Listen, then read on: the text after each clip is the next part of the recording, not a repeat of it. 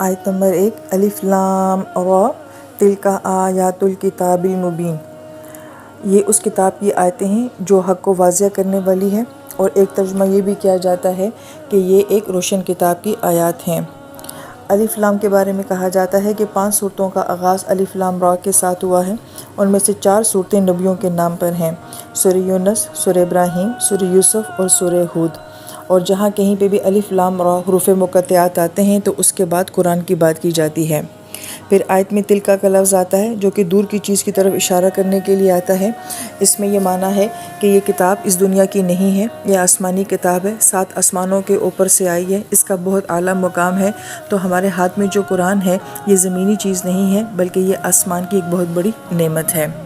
پھر آیت میں کتاب کا لفظ آتا ہے، اور کتاب کا مطلب ہوتا ہے کسی چیز کا لکھا ہوا ہونا، نقش ہونا۔ جبکہ قرآن سنایا گیا ہے تو ایک معنی یہ بیان کیا جاتا ہے کہ یہ کتاب جو کہ ابھی سنائی جا رہی ہے آنے والے وقت میں یہ کتابی شکل میں بھی ہوگی، یا یہ کتاب جو کہ دنیا میں سنائی جا رہی ہے یہ آسمان میں کتابی شکل میں موجود ہے۔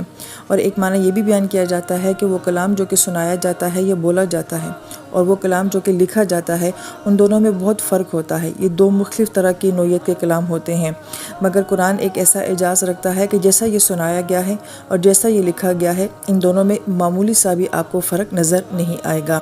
پھر آیت میں مبین کا لفظ آتا ہے جو کہ بانا سے ہے، جس کا لفظی ترجمہ کیا جاتا ہے کہ واضح کرنے والی۔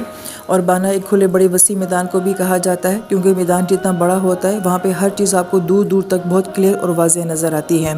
لہٰذا اس کتاب کے ساتھ اس صفت کو بیان کیا گیا ہے کہ جب ہم اس کتاب کو پڑھتے جاتے ہیں تو ہمیں غلط اور صحیح کا پتہ چل جاتا ہے، ہمیں پتہ چل جاتا ہے کہ اندھیرا کسے کہتے ہیں، روشنی کسے کہتے ہیں، حقیقت کیا ہے اور نقل کیا ہے، سچ کیا ہے اور جھوٹ کیا ہے۔